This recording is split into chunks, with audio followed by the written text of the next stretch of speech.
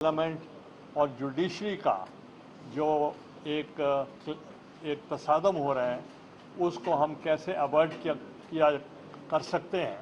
तो उसके लिए हम हाजिर हुए थे और हमने यही कहा कि जितने भी हमारे इत्तेहादी हैं और जो हुकूमत में हैं पहले उनके साथ हम बात करें और उनके साथ बात करने के बाद हम एक माहौल क्रिएट करें।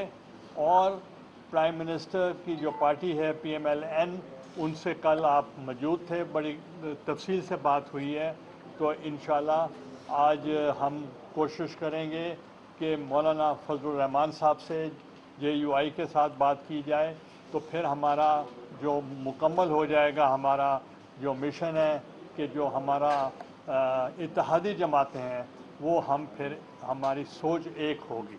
तो ये सबकी राय यही है कि सियासतदान पॉलिटिकल वर्कर अपने सामने वॉल्स खड़ी नहीं करते बल्कि रोड्स बनाते हैं। तो इसलिए हम अपनी जिम्मेवारी को समझते हुए हम समझते हैं कि 22 करोड़ आवाम वो पार्लियामेंट को देख रही है, पार्लियामेंट क्या करना चाहती है।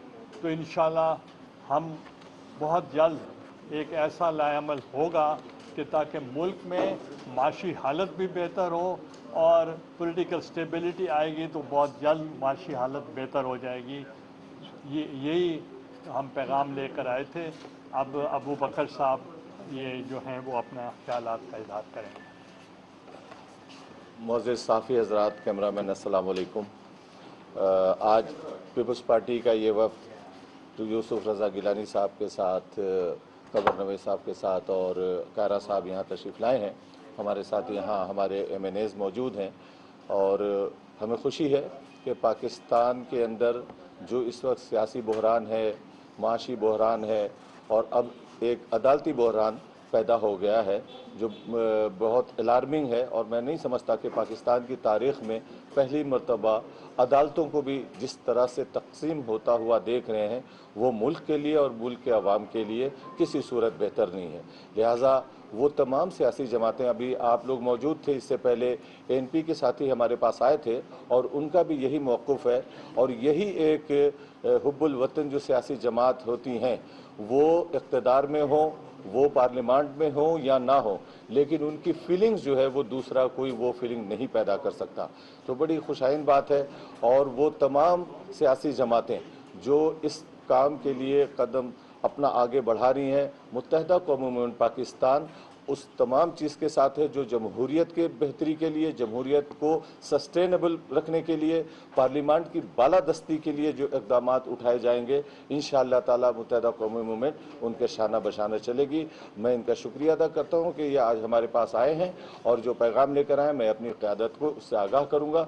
और जैसा मैंने कहा कि वो तमाम इक़दामात जो इस मुल्क को माशी बहरान से निकालने के लिए, इस मुल्क को सियासी बहरान से निकालने के लिए, इस मुल्क को अदालती बहरान से निकालने के लिए और अवाम को रिलीफ देने के लिए, क्योंकि इस तमाम बहरानों की वजह से पाकिस्तान की 22 करोड़ अवाम एक गुम नगू की सूरत हाल से गुजर रही है।